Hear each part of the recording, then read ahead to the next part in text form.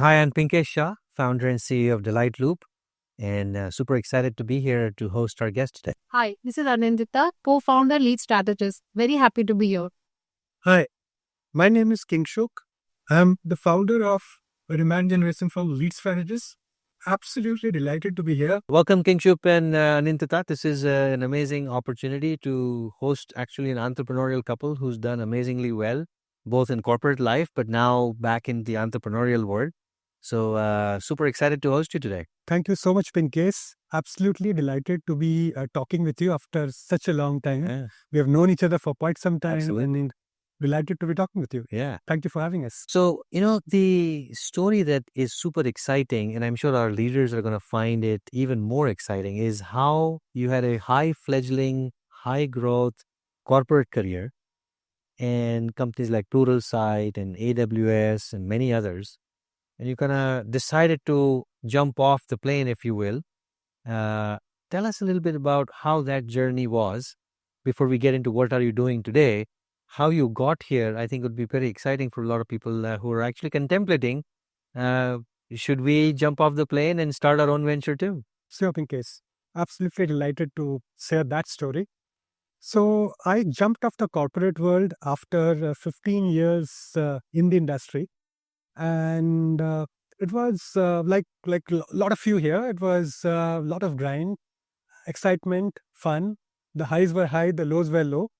But at one point, I decided that it would probably be more meaningful and even more exciting if we did something on our own.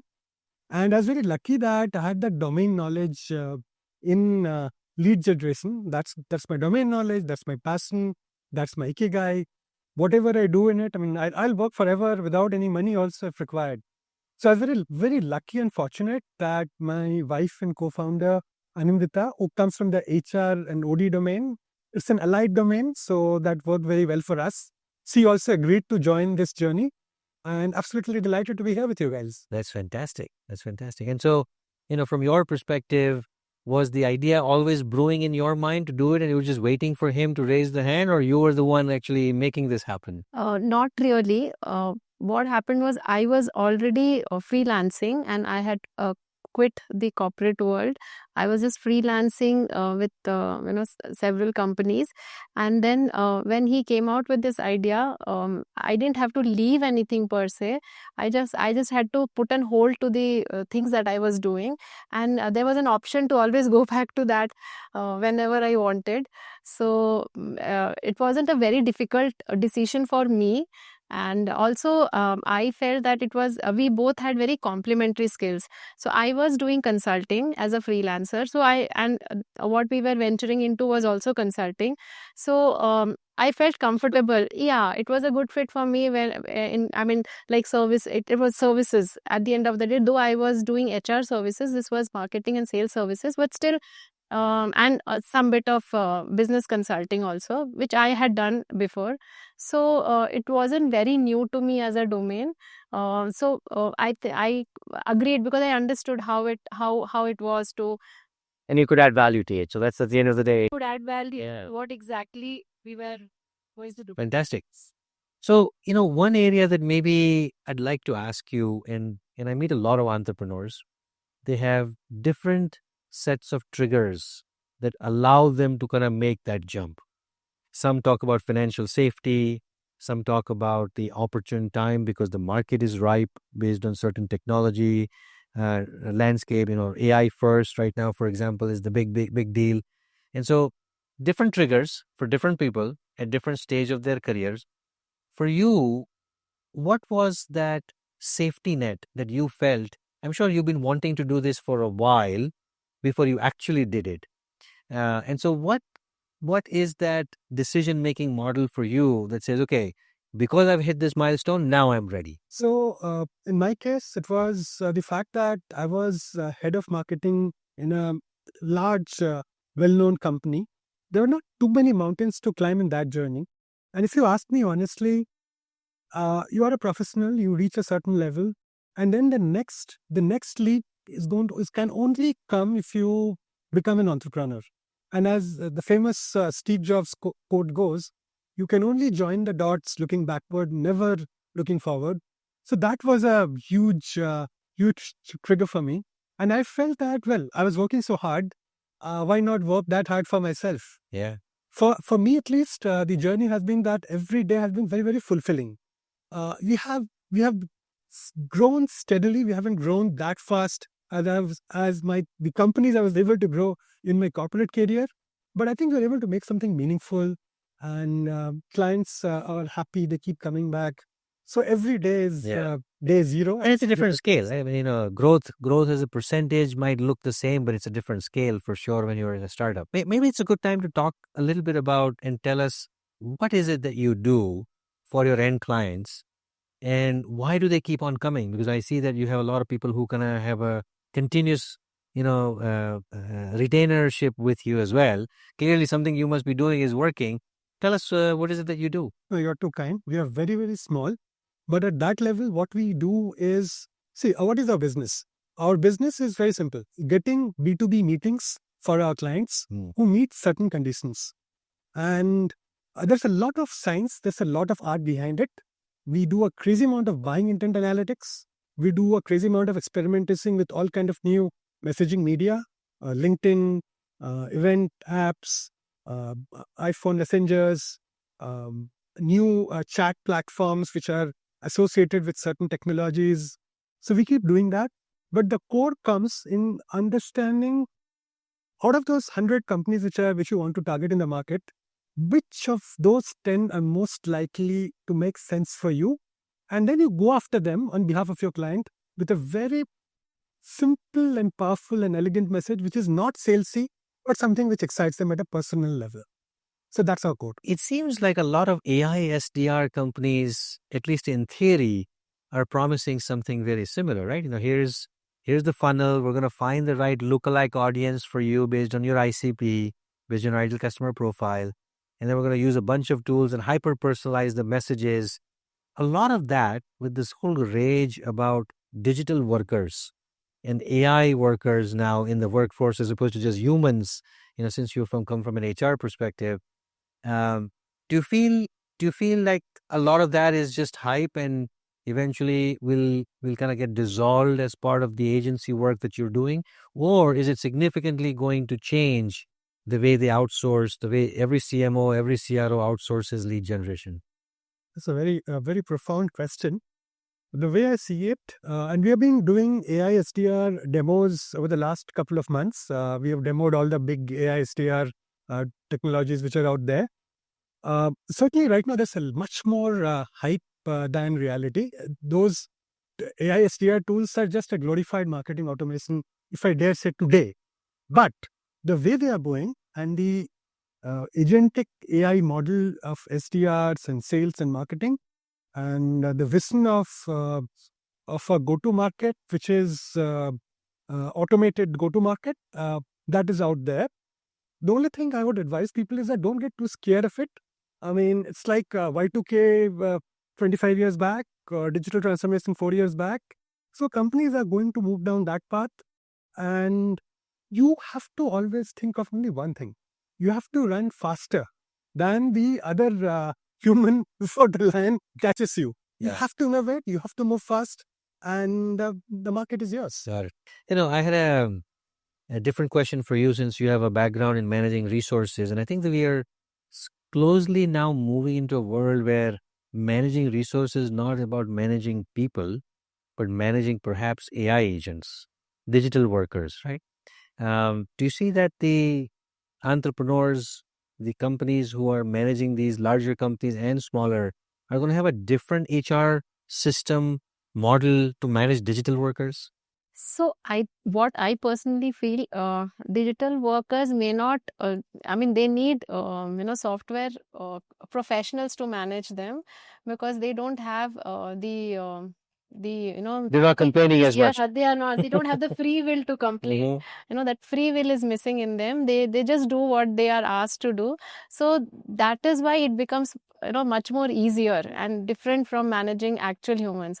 So I don't think a specialized HR is needed, or a human HR is needed for them.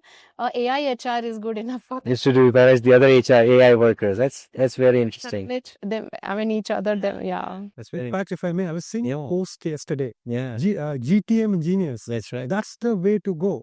So it's finally going to be happening. Good people managers still managing people. Yeah. And then good robot managers, good agent managers getting the best out of robots. Yeah. So Yeah, that's fascinating. And maybe a good segue into another area where a lot of people are saying, thanks to the AI SDR, thanks to the digital workers, customers are going to look for a physical touch point to still keep that relationship. If you look at CRM, customer relationship management, it seems like the R is missing in CRM.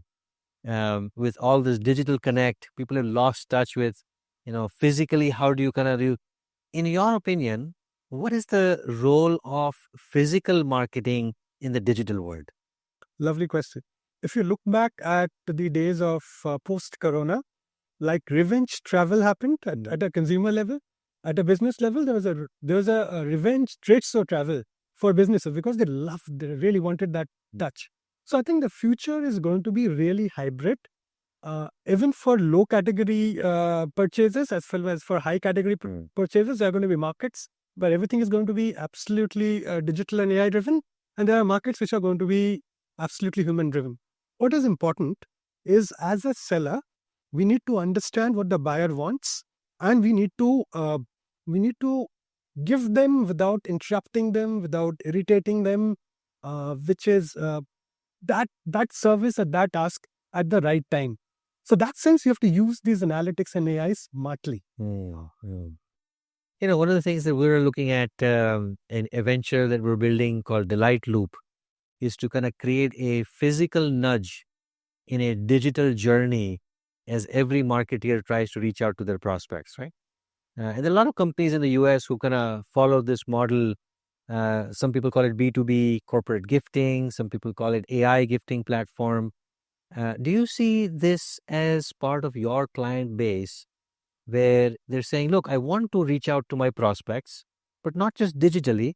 I also want to kind of create a memorability, a thoughtful gifting way of building my brand. Is that happening, or is it just a theory right now? Oh, absolutely. The other day, I was at a conference where I was speaking with fellow marketeers who are trying to sell to US. Like it or not, US is the business headquarters of the world, and everyone wants to sell there. So they were all saying, what can we do to be more memorable in front of the customer? And gifting the right product at the right time is absolutely a very, very important thing. And if you can do that with the right prompts, and you're giving them things which are stand out and which are very, very relevant in their personal life, that's a lovely place to be in. Congratulations for being probably one of the earliest players. Yeah, no, it's time will tell, as every entrepreneur always thinks about the mountain and then realizes that there's a longer path to get there. But no, we're seeing a lot of promising results with our early customers to say a physical nudge almost generates 30% more recall, more meetings, more appointments set, more call to action than a digital so far. So the ROI for gifting seems to be going well so far. I remember about 15 years back when I was with SAP, one of the most successful campaigns. One was, we used to take an energy drink. We used to package it with you power up your company power up your utility by using SAP, and the kind of recall it had, and many of our utility clients used to say, "So, or bhejo, send more to us." They loved it. But a systematic way of reaching out to customers with physical stuff is the way forward when there is so much of virtual outreach, and people are doing everything to protect themselves from any kind of digital, virtual tele outreach. So it's a very good place to be in. Awesome. You just have to be sure that you are going after the right clients who need this, and you're able to give them the right nudges. Then the market is yours. One last question for me. You are helping companies connect with their B2B prospects. and help generate leads for them on their behalf. How do you generate your own leads? So lovely question. Sometimes the guy who cooks very well does not cook that well for their home. But no, seriously. So see, we are a 7-year-old firm. We haven't focused on too much of growth because we wanted to be stable, and we wanted to ensure that our processes are right, our people are well aligned. We are ready to grow. So over the last 1 year, we have started eating our dog food. We have been using our method of lead generation, which is connecting with people, giving them something which is noteworthy so that they remember us. Look for opportunities when, so for example, I used to do CEO roadshows in 5 cities where all my network, I'm just going to say that, look, I'm going to come to your town and I'm going to do a social selling workshop for CEOs only. Let's catch up. So there are millions of ways by which you can cut and analyze your connections. So then I was reading some professional said that the most important thing as a business professional is not your knowledge. Now your knowledge is out there, not even your wisdom. It is the people whom you know and the relationships which are active. I might be connected with 30,000 people on LinkedIn, but if I'm not giving them something, nudging them somewhere with something, then the relationship dies out. Yeah. So that's the key. As an avid networker and a student of networking and sales, I see that this is the way. The relationship is I think I want to add here. So good 5 years, we were good with a lot of incoming leads. So I think both of us had some good karma in our past professional lives. We had a lot of incoming leads coming to us and we were very thrilled about it. And also we had to, also ensure like, when people are coming to you as incoming, so the expectations and meeting them was very, very precious for us. So delivery is always first for us even today. Right. So to focus on delivery, we didn't really, focus on the outgoing sales for us. Yeah. And then also the incoming would convert into repeat business. Yeah. So we were very, very busy consolidating and ensuring that really we're rating. So, and now that we are very, very confident of, and also we were always, okay, fine, now so much has come. How do I hire? How do I train them to fulfill whatever I have to the best of its? So we always, would spread only so much of our life as much as we can do it very, very well. Makes So sense. now we are very confident, even if a lot of assignments come, we are very totally training because our next levels are also ready now. And so maybe that's the segue into the area of hiring and skilling. There's a lot of people in the market who believe that they have learned something what they've learned 15 years ago and continue to use that skill, that capability, and will hopefully not run out of the juice that they once collected 15 years ago. What is your advice? Because on the other hand, there's a lot of people who are finding themselves out of the comfort zone thanks to AI first, thanks to the newer 8 skills that are expected for them to have. And so they're all wondering, how often do I need to upskill and reskill myself, not only to go build an entrepreneurial venture like yourself at some point of time when the right time comes, but also get hired by growth companies and growing companies like yourself? What's your advice for people on upskilling and reskilling in general? So to answer your question, people who have learned things 15 years back and they don't know what they should be doing now, I feel, as employees, we feel very entitled most of the time. We feel training us is the employer's job. We feel that we will only learn what is needed for my job right now. So it's a journey. They should not, I mean, one fine day they cannot say that, now I'm not that. So it has to be continuous, and the responsibility lies on the employee themselves. So when they are in a 9 to 5 job, they feel that the training should happen within those 9 to 5 hours. That's right. It's no more the case. Yeah. You have to stretch on a weekend, maybe half an hour, 1 hour on a weekday, whatever time you can spare.